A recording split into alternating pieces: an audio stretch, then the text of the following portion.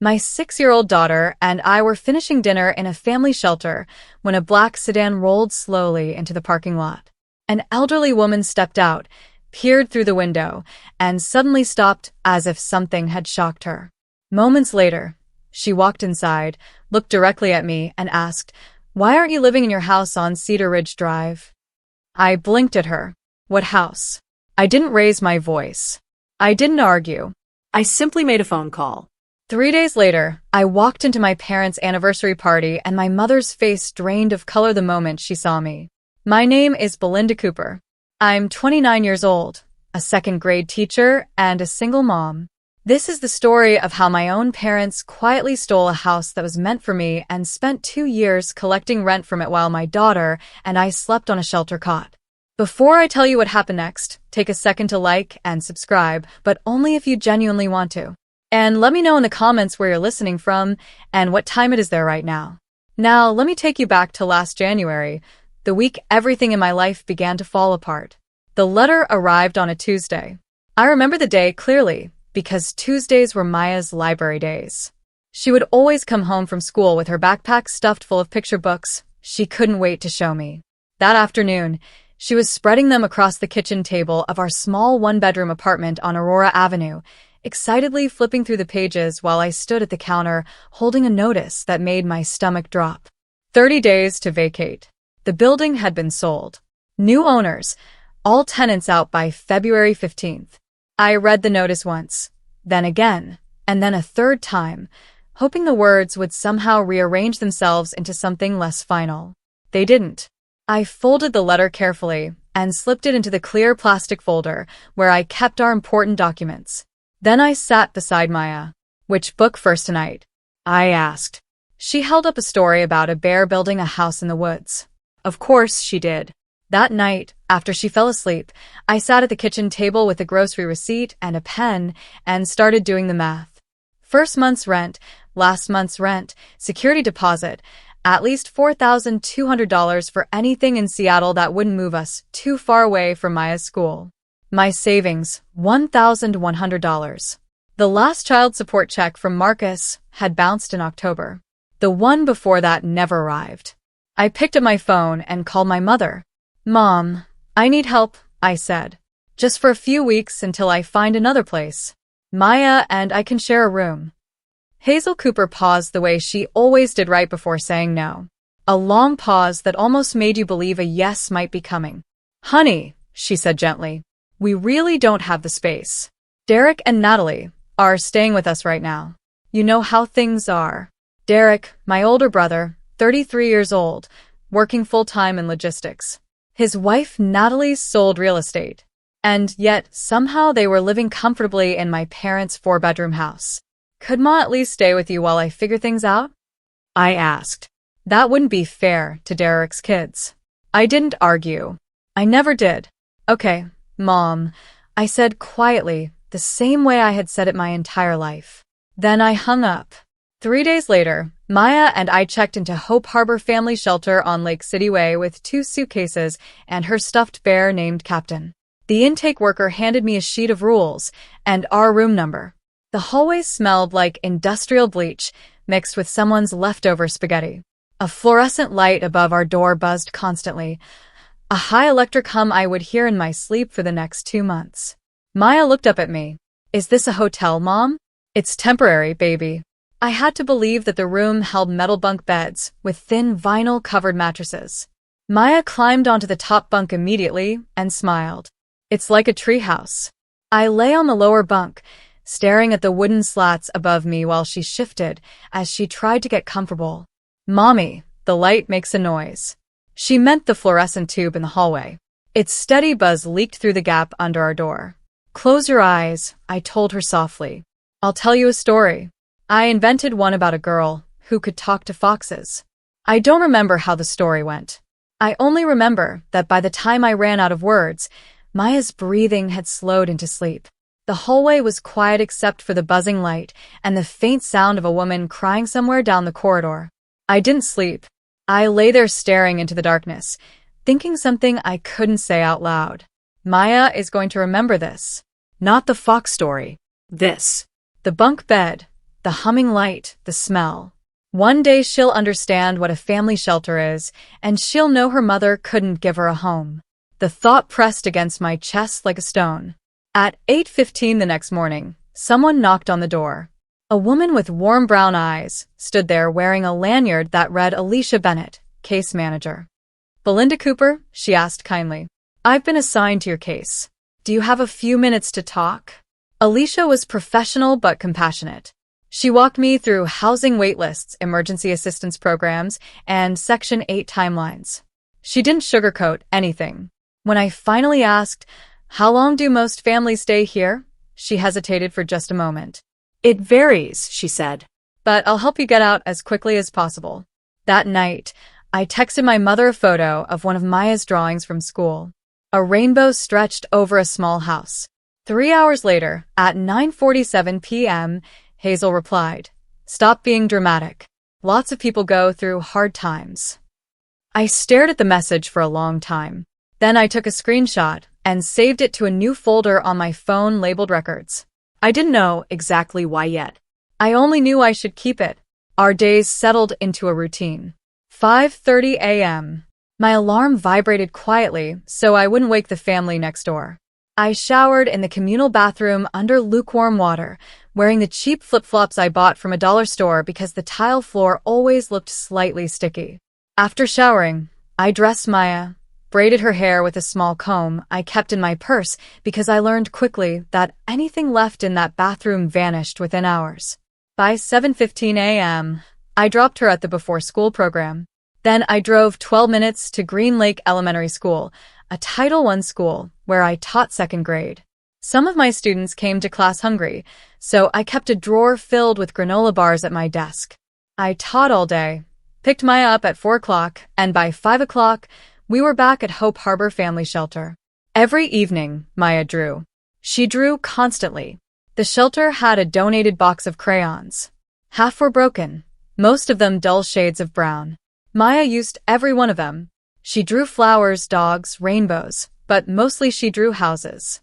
Houses with big windows, houses with yards, houses with trees and stone paths leading to the front door. Sometimes she even drew smoke curling from chimneys. Even though it was January in Seattle and our last apartment hadn't had a fireplace. Every time I watched her draw those houses, something inside my chest cracked a little more. One night, after she fell asleep, I sat on the lower bunk with a notepad and did the math again. Deposit plus first and last month, $4,200. My savings, $1,100. The gap, $3,100. I texted my brother Derek. "Can you help me with the deposit? I'll pay you back within 6 months. The reply came the next morning. "Sorry, sis. We're tight right now. Mom says you should apply for Section 8. I stared at the message for a moment, then opened Instagram. Derek's newest post filled the screen.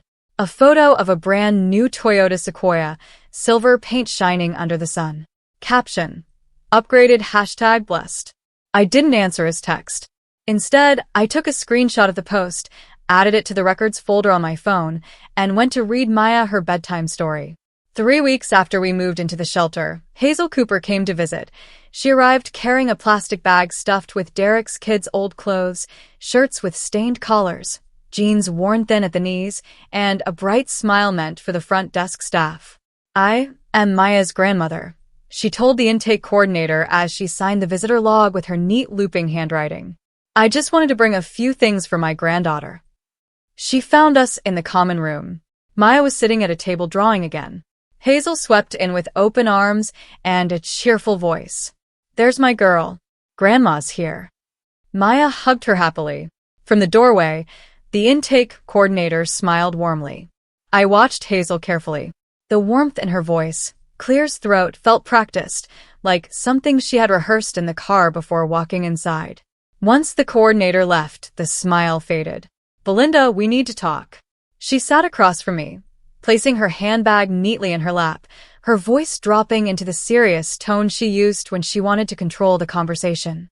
"I've been thinking," she said slowly, "if this situation continues, the shelter, the instability, I might need to speak with the court about Maya's living arrangement." My stomach went cold. She was referring to the supplemental guardianship. When Marcus and I divorced, the family court had named Hazel as Maya's temporary supplemental guardian while I stabilized my housing. It was supposed to be a technical formality. It gave her no custody, but it gave her standing. Standing to file motions. Standing to request evaluations. Standing to tell a judge, "Your Honor, my granddaughter is living in a shelter. That's not an appropriate environment for a child." "I'm not threatening you," Hazel said, adjusting the collar of her coat. "I'm just concerned as her legal guardian." "Supplemental guardian," I corrected quietly. Same thing. It wasn't the same thing at all. But I didn't have a lawyer sitting beside me to explain that difference. Hazel stood, kissed Maya on the forehead, and raised her voice so anyone in the hallway could hear. "Be good for Mommy, okay? Grandma loves you so much." She signed the visitor log again on her way out. Date February 3rd, time 4:20 p.m. That night, I started keeping a handwritten journal. Date, event, exact words spoken, who was present. I didn't have a clear name for what my mother was doing. I only knew one thing. It needed to be documented. A few days later, I found a studio apartment on Renu Avenue about 600 square feet, 1 block from a bus line. The landlord said he would hold it for 72 hours if I could put down $2,000. $2,000. That was the distance between my daughter drawing houses on a shelter floor and my daughter sleeping in a real bed behind a door I could lock. I called my mother one last time. "Mom, I found a place. I just need $2,000 for the deposit. I'll pay back with my tax refund in March." 6 weeks. Hazel released a long, dramatic sigh. The kind she had perfected since I was 12. "Belinda, sighs, your father and I live on a fixed income. We simply don't have it." 2 weeks earlier, she had accidentally posted a photo in the family group chat before deleting it. I saw it before it disappeared.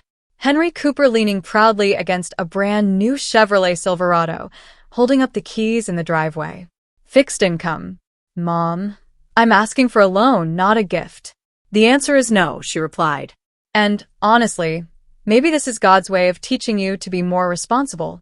I held the phone away from my face and pressed my knuckles against my mouth. I counted slowly to 5. Then I lifted the phone again. "Okay, Mom." I let the apartment go. Later that night, Maya tugged gently on my sleeve while I was writing in my journal. "Mom, when are we going home?" "Soon, baby." The truth was, I no longer knew what soon meant. The word had stretched thin and shapeless, like something left in the rain too long. After Maya fell asleep, I opened the clear plastic folder again. It had grown thick. The eviction notice from Aurora Avenue, screenshots of Hazel's messages, screenshots of Derek's texts and Instagram posts, the visitor log entry, my handwritten journal pages, pay-ups from work, everything organized neatly with sticky tabs I had taken from the school supply closet. I didn't have a plan yet. I only had an instinct I couldn't explain. Keep everything. I closed the folder and slid it beneath my mattress. At that moment, I believed I had run out of options. I thought this was simply my life now. The constant hum of the hallway light, the vinyl mattress beneath my back, the word temporary, slowly hardening into something permanent in my mind. That was what my life felt like. I thought this was simply how things would be now. I was wrong because 3 days later, a black sedan pulled into the shelter parking lot, and everything I believed about my family shattered, like a plate hitting tile. It was a Saturday afternoon. The common room smelled faintly of canned tomato soup and damp wool from someone's coat drying over the back of a chair. Maya and I were sitting at our usual table. She was drawing again. I was pretending to grade papers while actually staring at my bank balance on my phone. That was when I heard a car door close outside. Through the window, I saw a black Lincoln Town car, the kind of car that never pulled into the parking lot of Hope Harbor Family Shelter. An elderly woman stepped out. Her white hair was cut short. She wore a camel-cold cashmere coat. She moved slowly, but with unmistakable purpose. The way people move when they have already made up their minds about something. She reached the front entrance and looked through the glass. Her eyes scanned the room, past the bulletin board filled with flyers for food banks and legal clinics, past the row of high chairs, past a woman folding laundry in the corner, until they landed on me. She stopped, and so did I. I hadn't seen my grandmother in almost 2 years. She looked thinner than I remembered. Her hair was shorter, but her eyes, sharp gray-blue eyes that never missed anything, were exactly the same. She walked inside. She crossed the room slowly. She looked at Maya, then at me, then toward our open doorway where the bunk bed was visible, and finally back at my face. "Belinda." Her voice broke on the second syllable. "What are you doing here, Grandma?" I whispered. She sat down beside me and took my hands.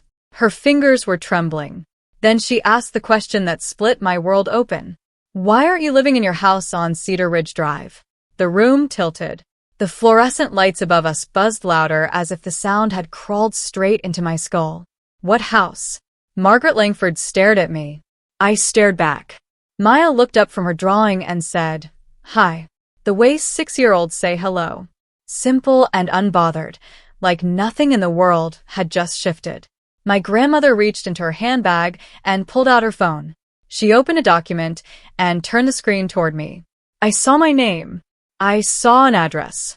And I saw the words irrevocable trust and beneficiary Belinda Cooper with a date from 2 years earlier. A trusted for a house that legally belonged to me. A house I had never seen, never signed for, and never even heard about. "I don't understand," I said quietly. Margaret's jaw tightened. "Neither do I," she replied. "But I intend to." A few minutes later, Alicia Bennett brought us coffee and paper cups and quietly closed the door to the small meeting room without needing to be asked. Good case managers read situations quickly. One look at my face, one look at my grandmother's, and she understood we needed privacy. Margaret held the cup, but never took a sip. "After your grandfather passed," she began, "I sold most of the properties. I kept a few. One of them was a 3-bedroom house on Cedar Ridge Drive." She paused. "I bought it because I wanted you and Maya to live there." She explained that she had created the Langford Family Trust, naming me as the sole beneficiary. The house was mine, free and clear with no mortgage. "I gave the trust documents to Hazel," she said carefully, "because she's my daughter." I trusted her. My chest tightened. "Your mother told me you moved in last April. She sent photos of the kitchen, said you had hung new curtains." My mother had never given me curtains. My mother had never given me an address. "She said you were happy." Margaret continued quietly that Maya loved the backyard. My pulse pounded in my teeth.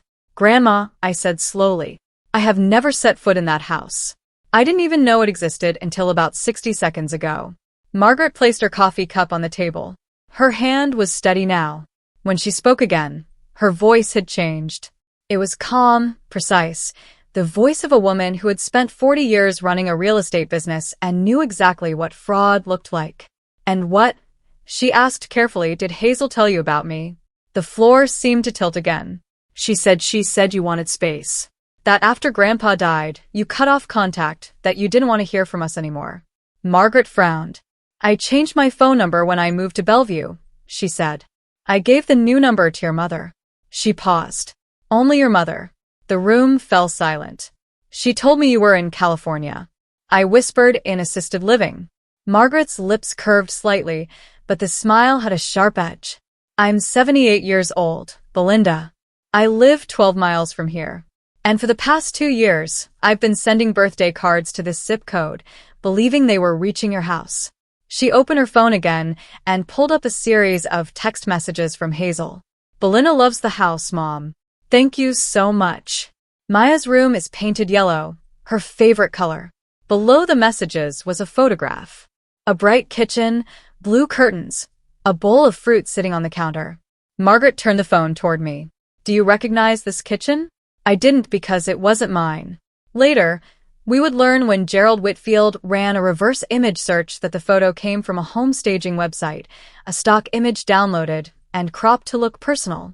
My mother had constructed an entire fictional life for me, complete with curtains and fruit bowls, and fed that story to my grandmother piece by piece, while my real life unfolded on a vinyl mattress beneath a buzzing fluorescent light. Margaret looked at me again. "Then, who has been living in that house for the past 2 years?" I didn't answer. I didn't have to. We both already knew. That night, I called my mother from the shelter parking lot. Maya was inside with Alicia coloring at the table. The February air cut through my coat as I stood beside the building. Before dialing, I turned on my phone's voice recorder. Washington is a one-party consent state. I had looked it up during my lunch break. Hazel answered on the fourth ring. Belinda, it's late. Mom, I said calmly. I saw Grandma today. Silence. Not the normal kind, the heavy kind that presses down on a conversation. That's impossible, she said finally. She's in assisted living in California. She was here at the shelter. She showed me a trust deed for a house on Cedar Ridge Drive in my name.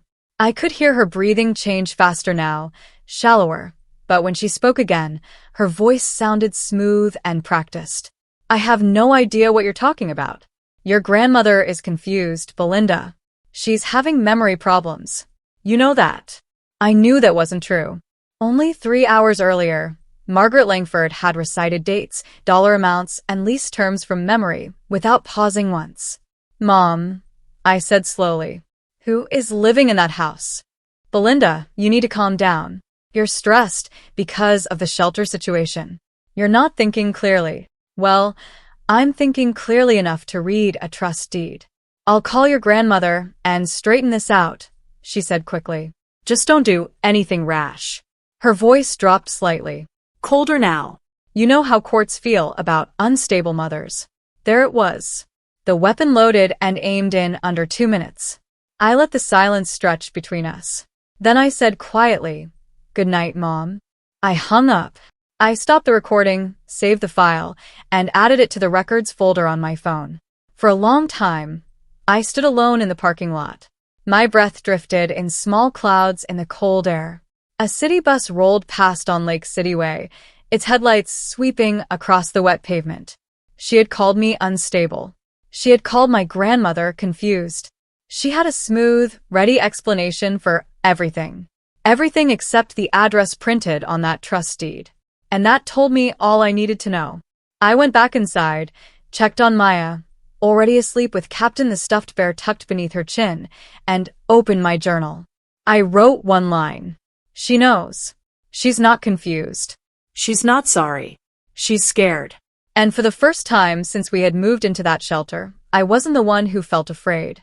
That night, I lay awake in the dark, listening to Maya breathe above me, replaying the phone call again and again. My mother hadn't stumbled. She hadn't hesitated. She hadn't even asked if Maya was okay. She had simply denied everything with practiced ease, like she had been rehearsing that moment for years. And one thought kept circling my mind.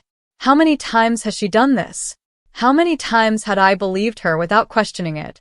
Have you ever had that moment when the person you trusted most turns out to be the one who has been lying to you the longest? If you have, tell me in the comments.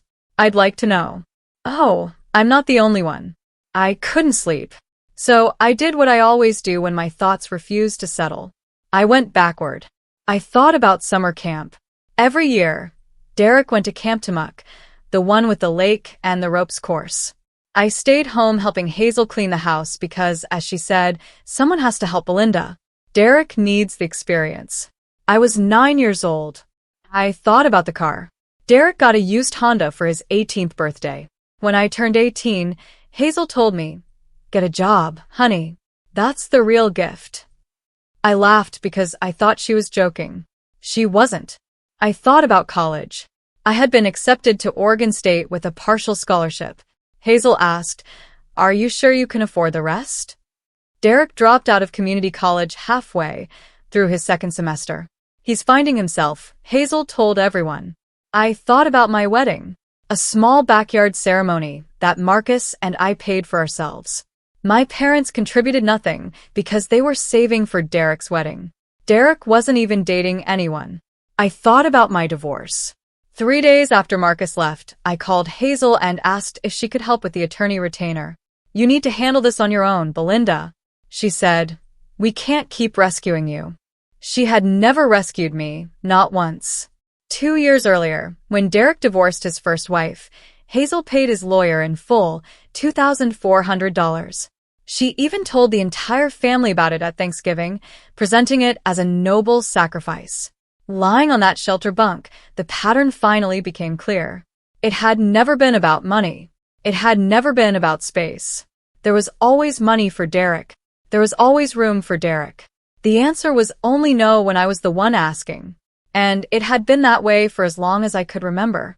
I wasn't the black sheep. I was the invisible one. The daughter who existed only so the family portrait looked complete.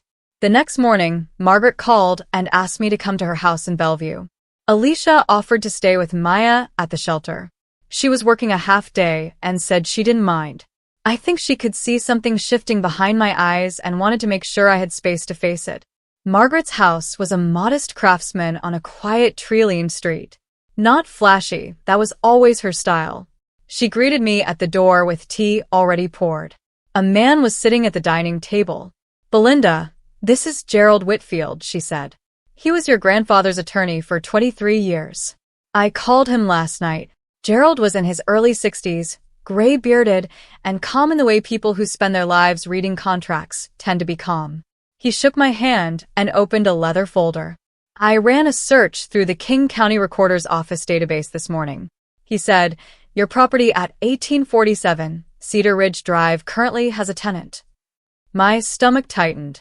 The lease was filed by Hazel Cooper, signing as he turned a document toward me, authorized agent for B. Cooper. I looked at the signature line. B. Cooper. The handwriting looked close to mine, but it wasn't mine. The loops were wrong. The capital B leaned too far to the right. "She forged my signature," I said quietly. "It appears that way," Gerald replied. He slid another page across the table, a spreadsheet he had assembled from county records and bank filings. Monthly rent collected $2,450. Duration 24 months. I did the calculation in my head before he said the number. Total collected, Gerald said calmly. $58,800. My throat tightened. Deposited into a joint account held by Hazel and Henry Cooper, he continued. None of it transferred to you. None of it reported to the Langford Family Trust.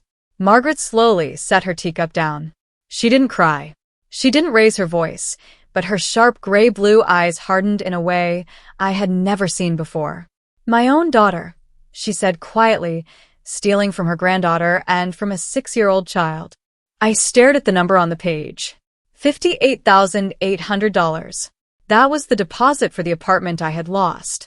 That was 2 full years of stability I never had. That was clothes for Maya that weren't secondhand shirts with stains on the collar. That was every night I spent lying awake on a vinyl mattress doing desperate math on the back of a receipt and still coming up short. Every dollar of it sat in Hazel Cooper's account. All of it. Gerald closed the folder slowly. "There's more," he said. I looked up. "She also opened a home equity line of credit on the property using your name." The room went completely still. Gerald explained it the way someone describes an injury carefully but without pretending it isn't bleeding.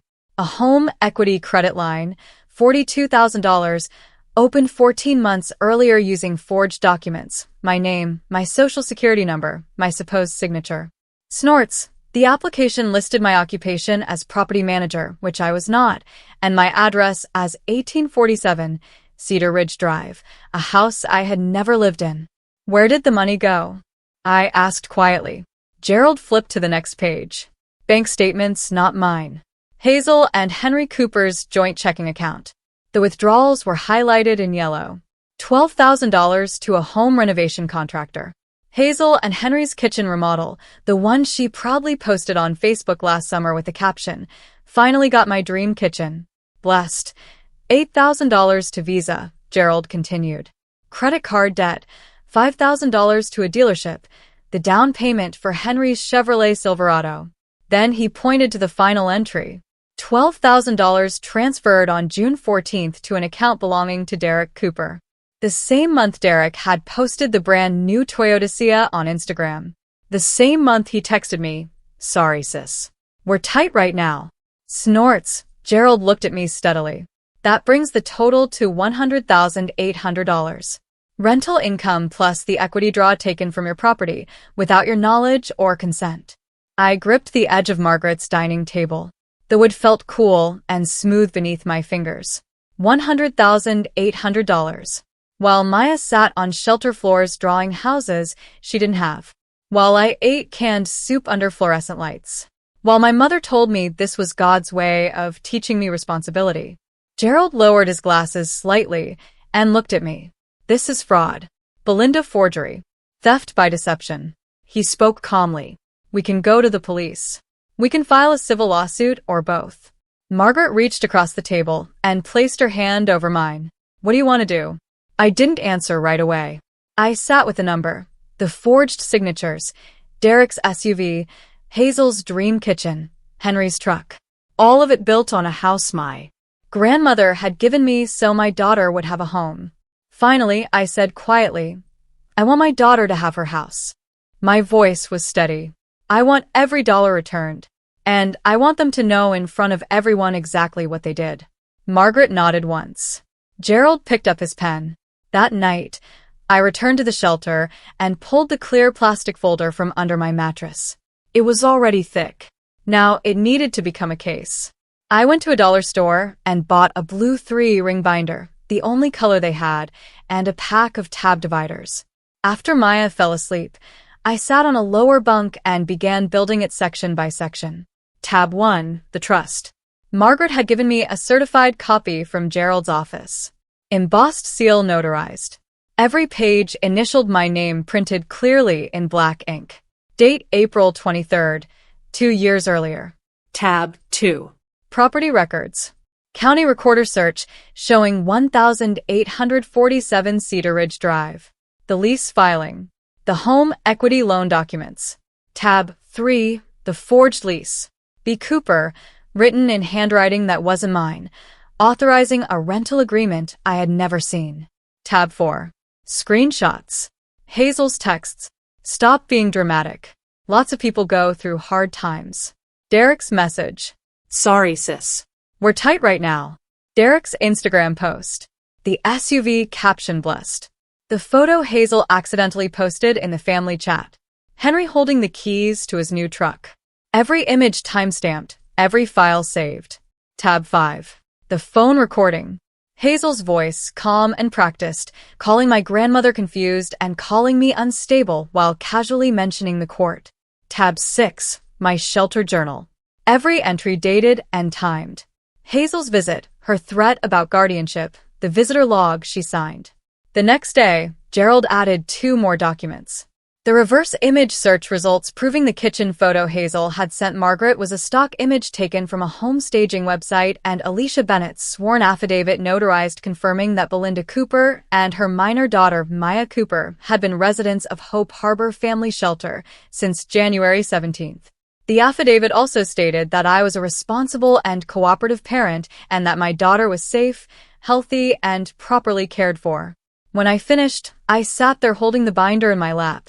It was heavier than I expected. This wasn't revenge. Revenge is loud, emotional, chaotic. This was something else. This was documentation, and I was a teacher. Grading papers and collecting evidence had always been part of my job. I knew how to organize evidence. Gerald Whitfield drove me to Cedar Ridge Drive on a Wednesday morning. I had taken a personal day from work, telling the front office I had an appointment, which technically wasn't a lie. The street was quiet and residential. Birch trees lined both sides, still bare from winter, but beginning to show faint green at their tips. The homes were older craftsman-style houses with covered porches and steep roofs, the kind of neighborhood where people felt comfortable leaving strollers on their front steps. Number 1847 stood behind a white picket fence. A small front yard stretched toward the sidewalk. Winter jasmine just starting to bloom along the walkway.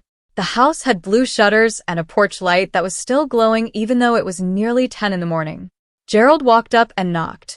A young woman opened the door, late 20s, holding a coffee mug, clearly surprised to see a gray-bearded man in a suit standing on her porch. "Good morning," Gerald said politely. "My name is Gerald Whitfield. I'm an attorney representing the legal owner of this property. May I speak with you for a moment?" She called for her husband. They stood together in the doorway, confused but cooperative.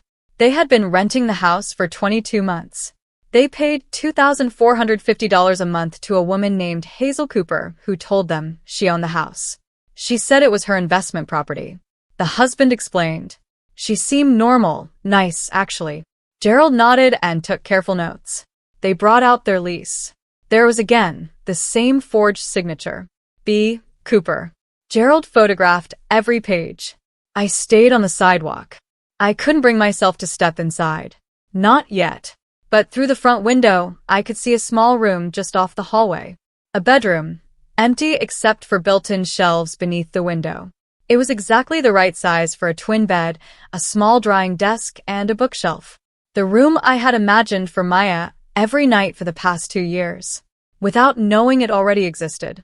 In the backyard, visible through the fence, a tire swing hung from a large oak tree. The tenant told us it had been there when they moved in. Maya would have loved that swing. She would have loved everything about that house. I turned away before the tears started. Gerald was already speaking quietly into his phone as we walked back to the car. The tenants are cooperating, he said. They're victims here as well. They paid rent in good faith to someone who had no authority to collect it. He ended the call and looked at me. We'll give them proper notice. 60 days. We'll do this by the book. By the book. I held on to those words the way you hold on to a railing when climbing a staircase you're not sure you can manage. The next afternoon, Gerald laid everything out at Margaret's dining table. Legal pad, numbered list, a pen that probably cost more than my weekly groceries. Step 1, he said, notice to vacate to the current tenants. 60 days under Washington statute. They've been cooperative. I don't anticipate problems. Step 2, Margaret, as grantor of the Langford Family Trust, executes an amendment removing Hazel's informal access and appointing a new successor trustee. I recommend myself on an interim basis. Step 3, we file a fraud complaint with the King County District Attorney's Office. Forgery, theft by deception, identity theft related to the home equity loan. Step 4, civil litigation for restitution. Full recovery of $100,800 plus legal costs. He looked up from his notes. Any questions? Yes, I said. All of that, but there's one more thing. Margaret, who had been listening quietly with her hands folded in her lap, looked at me. The party, she said softly. These snorts following Saturday was Hazel and Henry Cooper's 35th wedding anniversary. The invitations had gone out weeks earlier. Heavy cardstock, gold lettering. Hazel had arranged the catering herself. The entire extended family would be there. Cousins, aunts, uncles, church friends, neighbors, 30 people, maybe more. 30 people who had spent years hearing Hazel's version of me. The struggling daughter, the dramatic one, the ungrateful child. 30 people who nodded sympathetically whenever Hazel said, I've done everything for that girl. She spent years building that story, I said quietly. I looked at Gerald. I want everyone in that room to hear the real one. Not because I wanted to humiliate her, because I was tired of being asked why I never appreciated my parents. Gerald considered this for a moment. I can prepare a formal demand letter, he said. Summary of findings, notice of legal action, restitution terms, certified documentation. You could deliver it at the event. Hands delivered, I said, to her face. Margaret glanced at Gerald. Gerald looked back at me. I'll have it ready by Friday, he said. Margaret reached across the table and squeezed my hand. I'll make sure we're both invited. Before anything else could happen, though, I needed to remove the chain my mother still had around my throat. On Monday morning, Gerald filed a motion to terminate the supplemental guardianship Hazel held over Maya. The legal grounds were clear. I had stable employment. I had a verified residence incoming, 1847, Cedar Ridge Drive documented in the trust. I had a support network, including Margaret and the current supplemental guardian, Hazel Cooper, was under active fraud investigation involving my identity and property. That created a clear conflict of interest. Alicia Bennett's affidavit was included in the filing. So was a letter from Maya's school counselor confirming regular attendance and healthy development. My pay-ups were attached. So was the shelter's case file documenting consistent cooperation and responsible parenting. The hearing was scheduled for Thursday. Hazel was not notified ahead of time. Gerald filed under expedited procedure citing the conflict of interest. Without opposition, the judge reviewed the packet privately in chambers. I was sitting in the staff room at Green Lake Elementary grading spelling tests during my lunch break when the email arrived. Order terminating supplemental guardianship. Case number 24, FG 1127. The court had removed Hazel Cooper's legal standing over my daughter. Sole legal and physical custody of the minor child MC is hereby restored to the petitioner Belinda Cooper effective immediately. I read the order once, then again, then a third time.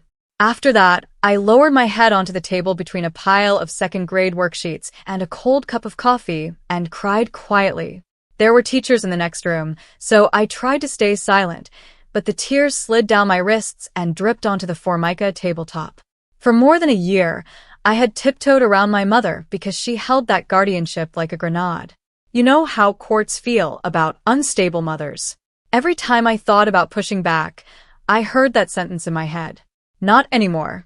I wiped my face before the bell rang, washed my hands in the staff restroom, returned to my classroom, and spent the afternoon teaching long division to 22 7-year-olds.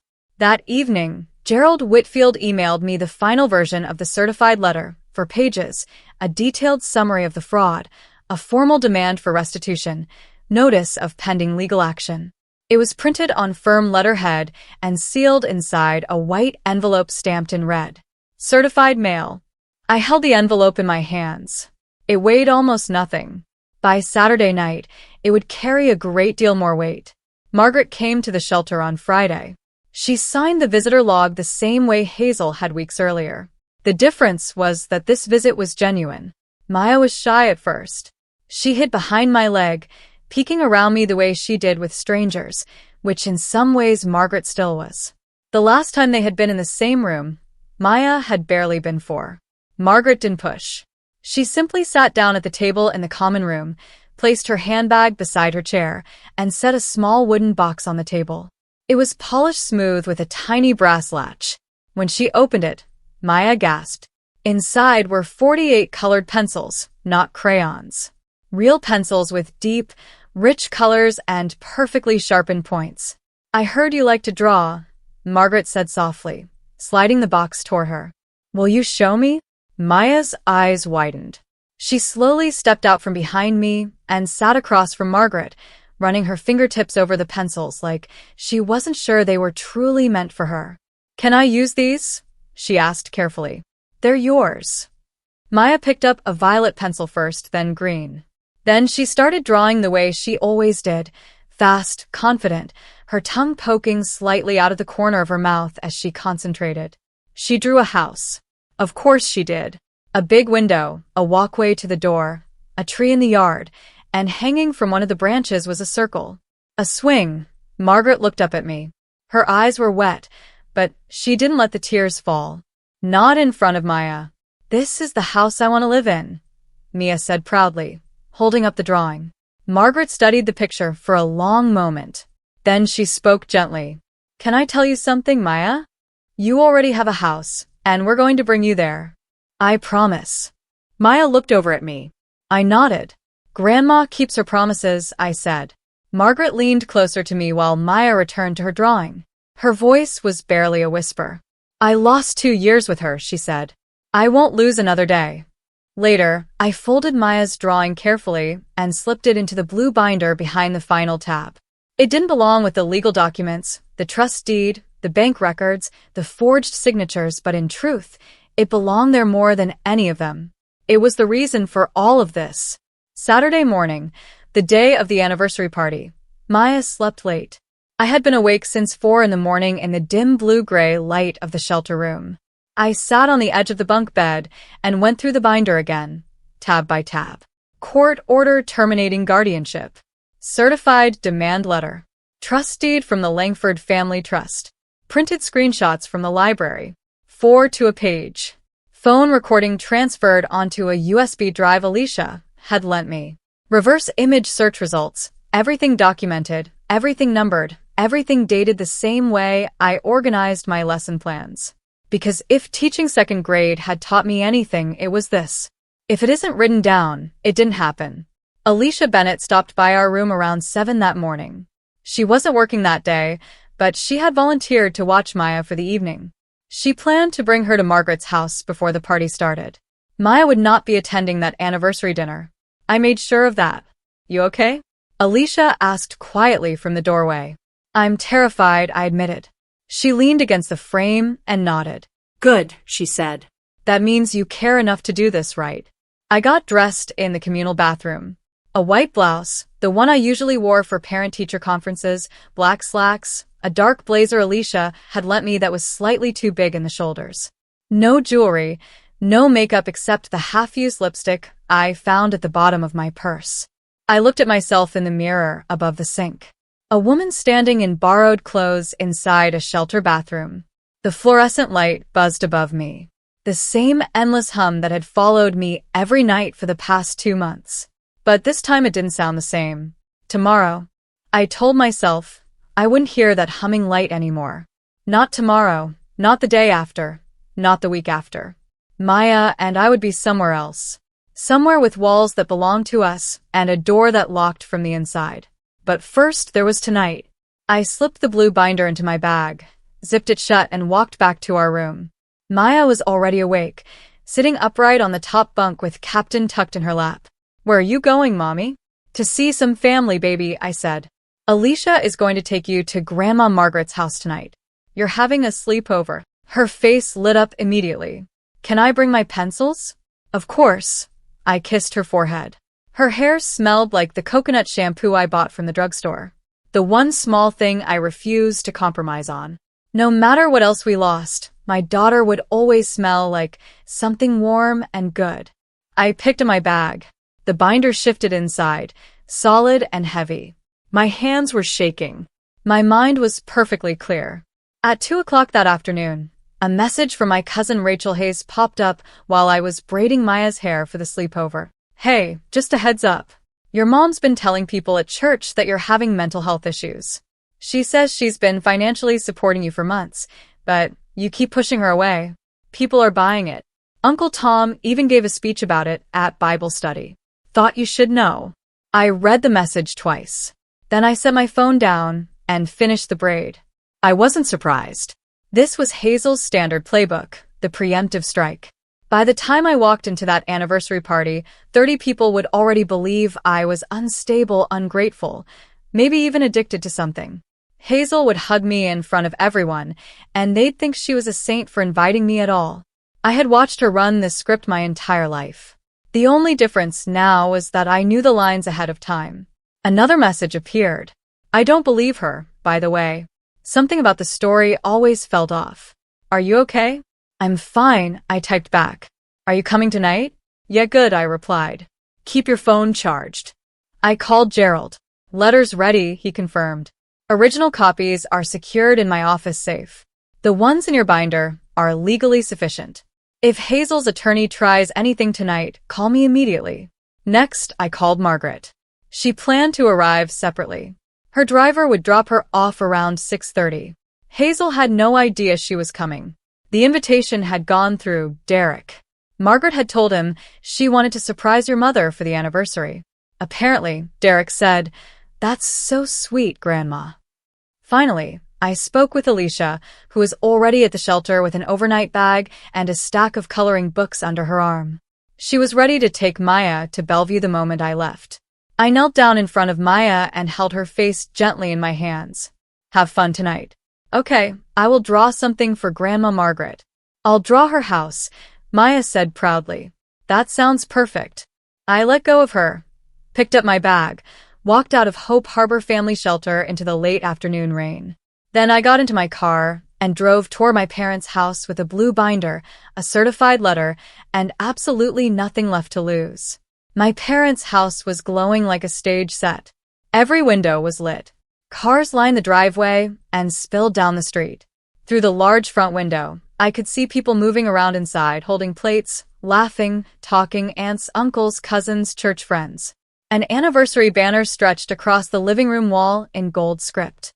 Happy 35th anniversary, Hazel and Henry. I sat in my car for 90 seconds, counting my breaths. The bag rested on the passenger seat beside me, heavy, ready. Then I stepped out. The front door was open. The smell hit me immediately. Catered lasagna, garlic bread, Hazel's famous lemon cake, the one she baked whenever she wanted. People telling her how wonderful she was. 30 faces turned toward me. You can feel a room shift when someone enters unexpectedly. The energy recalibrates. I saw it in their expressions. Pity from Aunt Mary. Awkward discomfort from Uncle Tom. A tight smile from Natalie, Derek's wife, who quickly looked down at her shoes. They had all been briefed. They knew I was struggling. They knew Hazel was doing her best. They had already chosen a side, and they had chosen it based on a lie. Derek stood near the buffet table holding a beer, staring at the floor. Then Hazel Cooper stepped out of the kitchen. She wore a cream blouse, pearl necklace, perfectly styled hair, the full anniversary armor. When she saw me, her smile froze for half a second. Then it reshaped itself into something warm and generous. "Belinda, honey," she said brightly. "I'm so glad you came." She crossed the room, arms open, and pulled me into a hug that smelled like Chanel No. 5 and hairspray. I didn't hug her back. My arms stayed at my sides. "Hi, Mom." She held my shoulders, smiling sweetly for the room while leaning close enough that only I could hear her. "Behave yourself tonight, Belinda," she whispered. "Don't you dare make a scene in front of our guests." Her voice was soft against my ear, but her grip on my shoulders tightened like a warning. I looked her directly in the eyes. "I wouldn't dream of it." She released my shoulders, smoothed the front of her blouse, and turned back toward her guests just as the doorbell rang. Henry went to answer it.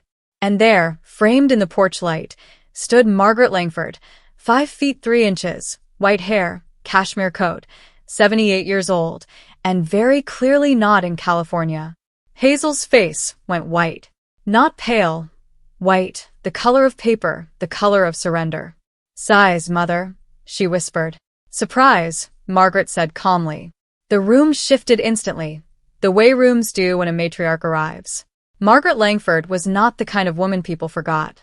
She and my grandfather had built a real estate business from nothing. She had funded college scholarships for 2 nephews and still mailed handwritten Christmas cards to 46 people every year. When she entered a room, people instinctively straightened. "Margaret, oh my goodness, we haven't seen you in years."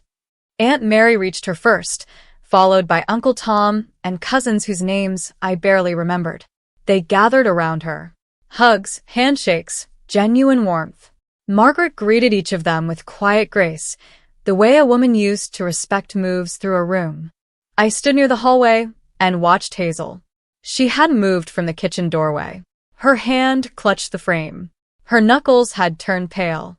Margaret finally made her way through the crowd and stopped in front of her daughter. She embraced Hazel lightly, one arm around her shoulders, a polite pat on the back. "Hazel," she said, "you look well. How are things?" Hazel's voice sounded overly bright. "Mom, what a surprise. I thought you were, I didn't know you were in California." Margaret finished. Room. Do you see? She said shakily. "Do you see what she's doing to me on our anniversary? After everything I've done for her, I raised her. I sacrificed everything." She turned toward Aunt Mary. Mary didn't move. She looked toward Uncle Tom. Tom stared down at the floor. Henry stepped in front of Hazel like a shield. "This family is falling apart because of you, Belinda," he snapped. "You always have to make everything about yourself." I didn't answer him. Instead, I turned toward Rachel, who was standing near the bookshelf with her phone in her hand. "Rachel," I said calmly, "would you mind reading something out loud?" I handed her my phone already open to the screenshot album. Rachel looked down at the screen. Her eyes scanned the messages. Then she began reading aloud clearly and steadily the way someone reads testimony in court. Text message from Hazel Cooper. January 24th, 9:47 p.m. Stop being dramatic. Lots of people go through hard times. The room visibly flinched. Rachel scrolled. Text from Hazel Cooper. February 1st, 11:12 a.m. The answer is no. And frankly, maybe this is God's way of telling you to be more responsible. Hazel lunged forward. Those are out of context. Rachel kept reading. Text from Derek Cooper. January 28th, 8:03 a.m. Sorry, sis. We're tight right now. Mom says you should apply for Section 8. Rachel lowered the phone slowly and looked Clear's throat, directly at her aunt. Were you tight, Aunt Hazel? She tilted the screen toward the room. Because the loan records show $42,000 sitting in your account when Belinda asked for $2,000 for a deposit. Hazel turned desperately toward Margaret. Now the tears were real, but they still weren't the right kind. Not regret, not shame. The tears of someone watching their story collapse in real time. Mother, please, she said. I can explain everything. It was just a misunderstanding. Margaret didn't raise her voice. She didn't need to. A misunderstanding, she said calmly, does not come with a forged signature.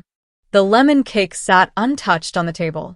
The tulips had started leaning sideways in their vase, and my mother stood in the middle of her own anniversary party, surrounded by 30 people who could no longer meet her eyes. Rachel wasn't finished. She turned toward the corner of the room where Derek had been standing all evening, silent, still holding the same beer. Derek, she said, did you know about any of this? Every head turned toward him. Derek's face was red. Not angry red, caught red. He shifted awkwardly. I didn't know the details, he said quickly. I just thought Mom was managing some property for Grandma. I spoke before anyone else could. The loan records show a $12,000 transfer into your personal account on June 14th for the down payment on your SUV. The same SUV, the one he posted on Instagram with the caption #blessed. The same month he told me he couldn't help with the deposit. Derek opened his mouth, closed it, then opened it again. I thought that was Mom's money, he said weakly. She told me it was a loan from her savings. It wasn't her money, Margaret said calmly from her chair. Her tone was even and factual, like someone reviewing a balance sheet. It was drawn from a loan taken fraudulently against your sister's property. A property I purchased so that your niece would have a home. The same niece who has been sleeping in a shelter. Derek slowly set his beer down on the mantel. He didn't pick it up again. Uncle Tom spoke for the first time since the confrontation began. His voice sounded heavy. Hazel, I vouch for you. I told people in this room, people in this family, that Belinda was the problem, that she was ungrateful, that you were doing your best. He shook his head slowly. You made me a liar. Aunt Mary whispered, barely audible. I can't believe this. You stole from your own granddaughter. Hazel's composure finally shattered, not into remorse, but into defiance. That's not stealing, she shouted. Her voice ricocheted across the room. It's family money. My mother gave it to me, and I managed it the way I thought best. Margaret didn't raise her voice. I gave it to Belinda, she said quietly. Her words landed with absolute certainty. Then she added, in 78 years, I have never been more ashamed of my own child. The room held that sentence like a suspended breath. Hazel looked around at the 30 faces that had been smiling only minutes earlier while she cut the cake and toasted her marriage. The same people who had believed her version of events for years. Now, there was nothing. No sympathy, no rescue, no one left to perform for. Without another word, she turned and walked down the hallway toward the bathroom. Henry followed, and the door closed behind them. The anniversary banner above the buffet hung crooked now, one corner drooping where the tape had given up. No one bothered fixing it. I left before anyone began cleaning up. I drove to Margaret's house, lifted a sleeping Maya from the guest bed, carried her to the car and buckled her in carefully with Captain tucked between her and the seat belt. She never woke. On the drive back to the shelter, the last drive there, I told myself, the very last one. My phone buzzed twice. One message from Gerald confirming that the demand letter had been officially delivered with Rachel and Uncle Tom present as witnesses. The second was from Priya. A photo Maya had drawn earlier that evening at Margaret's house. A little house with a yellow door and 3 stick figures standing in front. I saved both messages. The following week, Gerald did what Gerald always does. He moved paper. Monday, a civil lawsuit was filed in King County Superior Court against Hazel and Henry Cooper. Fraud, forgery, conversion, breach of fiduciary duty. Total damages requested, $100,800 plus legal fees and court costs. Tuesday, the fraud complaint was formally accepted by the King County District Attorney's Office. Charges included first-degree forgery and identity theft, both felony offenses. Wednesday, Gerald notified the bank that issued the home equity loan. The bank reviewed the documents and quickly determined the signatures were fraudulent. Within 48 hours, the credit line was frozen and an internal investigation began. Hazel and Henry were now personally responsible for the $42,000 balance. If they failed to repay it, the bank would pursue its own criminal referral. Thursday, the 60-day eviction notice for the tenants at 1847 Cedar Ridge Drive reached its second week. They were good people caught in Hazel's lie and had already begun searching for another apartment. Gerald returned their deposit from Margaret's funds as a gesture of goodwill. No hard feelings. On Friday evening, Gerald called. Their attorney reached out today. He said use the word untenable. That's lawyer language for we are going to lose. I sat on my shelter bunk hopefully for one of the final times and felt something I hadn't felt in months. Not happiness, not yet. Something quieter. Traction. For 2 months it had. Felt like sinking. Now the ground under my feet was finally solid. You'll have your house by April, Gerald said. April. 2 months away. Maya's pencils. Maya's swing. Maya's room with the built-in shelves. 2 months. I could do 2 months. The call came 2 weeks after the party. Hazel used Derek's phone because mine had blocked hers. I almost didn't answer, but part of me needed to hear her try. Belinda, she said. Her voice sounded smaller now, stripped of its polish. Please, can we talk? You have 2 minutes, I replied. Please drop the charges, she rushed. We'll pay you back. Every dollar, I swear. Your father's blood pressure is through the roof. I can't sleep. The whole family won't speak to us. Pastor Reynolds asked us not to come to church until this is resolved. She inhaled shakily. I'm begging you. I stood in the shelter hallway while the fluorescent light hummed overhead. Somewhere down the corridor, a toddler was laughing. The kind of carefree laugh that doesn't know anything about fraud, forged signatures, or stolen houses. Mom, I said slowly, you had 2 years, 730 days. Every single one of those days you could have called me and said, Belinda, there's a house. It's yours. Here's the key. And every single one of those days, you chose not to.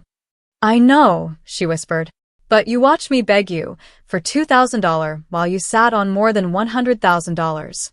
You told me God was teaching me responsibility. You told Grandma I was already living in the house. You told the family I was mentally unstable and you used Maya's guardianship to keep me quiet. Silence. So, no, I said I'm not dropping the charges. I'm your mother, she said weakly. Doesn't that mean anything?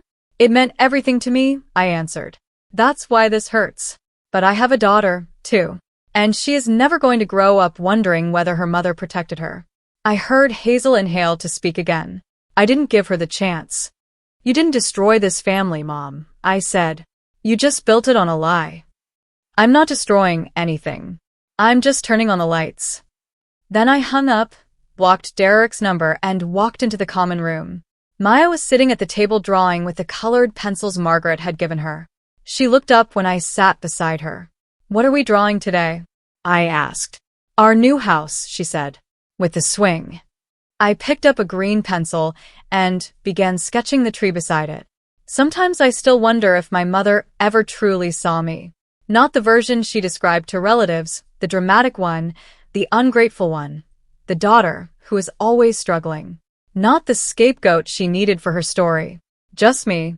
The woman who woke up at 5:30 every morning to pack lunches, graded spelling tests during her lunch break, and never once asked for anything she wasn't rightfully owed. Sometimes I wonder whether people like my mother ever truly change, or if they simply move on and find someone new to control. Honestly, I don't know. But I do know the choice I made. What do you think? Tell me in the comments. For weeks after the anniversary party, Hazel and Henry's attorney called Gerald and used one word, settle. Gerald explained the terms while I sat in my car in the school parking lot during my planning period. The engine was off and the heater was fading. He went through everything carefully. Restitution. The $58,800 in rent Hazel had taken for my house would be repaid over 36 months. $1,633 per month deposited directly into a trust-managed account. The first payment would begin within 30 days. Home equity loan. Hazel and Henry would repay the $42,000 balance to the bank in full within 90 days. If they failed, the bank would pursue its own criminal referral. Derek, the $12,000 he received would be returned over 12 months, $1,000 per month. No extensions, no excuses. Then Gerald explained the criminal agreement.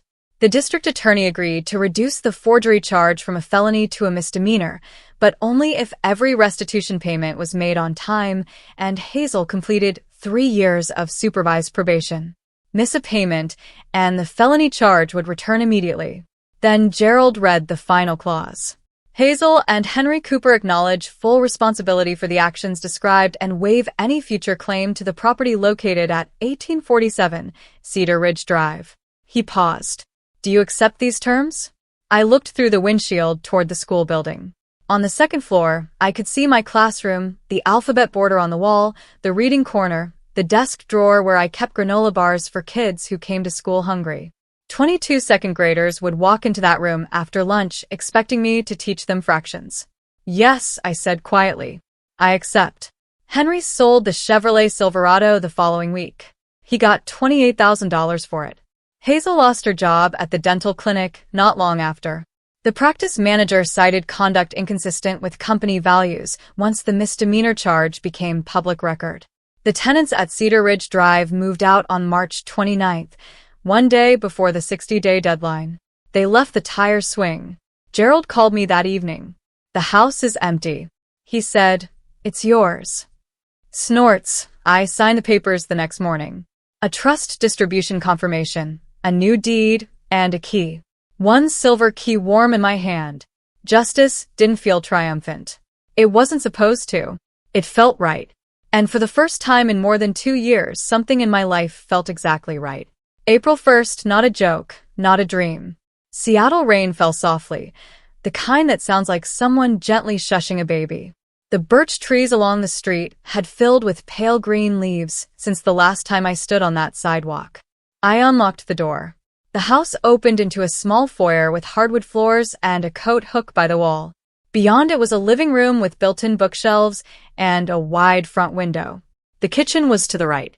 Smaller than the fake photo Hazel had sent my grandmother, but real my kitchen. My counter.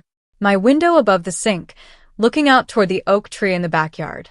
Maya pushed past me and stopped in the middle of the living room. She slowly turned in a circle, taking everything in. The high ceiling, the fireplace, the sunlight pouring through the windows. Then she spotted the backyard through the sliding door. "Mom," she gasped. "There's a swing." She ran outside. I let her. Priya arrived 20 minutes later with the boxes from the shelter. There weren't many. 3 suitcases, a bag of Maya's art supplies, Captain the Bear, and the blue binder, which I placed on the kitchen counter and decided I would keep forever. Margaret came soon after, her driver carrying a box of kitchen essentials, pots, plates, dish towels, a kettle. She placed a small vase of fresh daffodils on the counter. She didn't say anything. She didn't need to. Maya's room was the small bedroom on the left with the built-in shelves under the window, exactly the room I had imagined from the sidewalk. We set up the twin bed Margaret had ordered, placed the colored pencils neatly along the shelf. Then I took the drawing Maya made in the shelter, the house with the big window and the swing, and taped it to the wall above her bed. That night, for the first time in 74 days, I tucked my daughter into her own room. I read her the fox story I had invented during our first night in the shelter. She fell asleep before the ending. I stood in the doorway and listened. No fluorescent lights humming. No strangers crying down the hallway. No vinyl mattress crinkling every time someone moved. Just rain on the roof. Maya's slow, steady breathing, and the quiet sound of the house settling around us like it had been waiting. I walked into my room, my bed, my door that locked from the inside. I lay down in the dark and cried. But these weren't the shelter tears, the ones I swallowed so Maya wouldn't hear. These were different. These were the tears of a woman who, after 2 long years, had finally stopped drowning. And the quiet in that house was different. Not the kind of quiet you hear in a shelter, where silence means someone down the hall is trying not to cry. This was the quiet of a home where silence simply means everyone inside is safe. 6 months later in October, the birch trees on our street turned bright gold, and Maya said they looked like candles. She started second grade at Fernwood Elementary, just a 5-minute walk away. Every morning I walked her to school, and every afternoon I met her at the gate. On Fridays, she came home with a folder full of drawings, and we taped the best ones to the refrigerator until the refrigerator itself disappeared beneath layers of color. Margaret visited every Saturday. She and Maya would sit at the kitchen table with the colored pencils and draw together. Margaret was terrible at drawing, which made Maya laugh so hard she sometimes slid right off her chair. Maya called her she. Margaret called Maya my artist. Sometimes I would hear the two of them whispering together while I stood in the kitchen doorway holding a cup of coffee, simply breathing in the moment. I started therapy in May. Priya recommended a therapist named Dr. Kessler, who specialized in family of origin trauma. I didn't go because I felt broken. I went because I wanted to understand why I had spent 29 years saying, "Okay, Mom." The answer didn't arrive all at once. It came slowly, the way spring arrives in Seattle, gray for a long time. Then suddenly everything blooms. Hazel and Henry began making their restitution payments on time. Once a month, I checked the trust account, confirmed the deposit, and then closed the screen. Eventually, they sold their house and moved into a small one-bedroom apartment on the east side of Seattle. Lauren told me that I didn't feel satisfaction. I didn't feel pity. I just felt okay. Derek sent a text in August. 3 short lines. I'm sorry. I should have known. I should have done more. I read it. I didn't reply. Maybe someday I will. Maybe I won't. That choice belongs to me now. One evening in October, Maya was drawing at the kitchen table while I graded papers beside her. She suddenly set down her pencil and looked up. "Mom," she asked, "why didn't we always live here?" I put my pen down and I thought about it. Really thought about it the way you do when a child asks a question that deserves more than a quick answer, because sometimes it takes a while to find your way home. I told her softly, "But we're here now and we're staying." She nodded satisfied and went back to drawing. I leaned over to see what she was sketching. It was the house again, our house, but this time there were 3 figures standing in front of it. A tall one, a small one, and behind them a shorter one with white hair and a wide smile. I stared at that drawing for a long moment. Then I smiled. The kind of smile that doesn't weigh anything at all.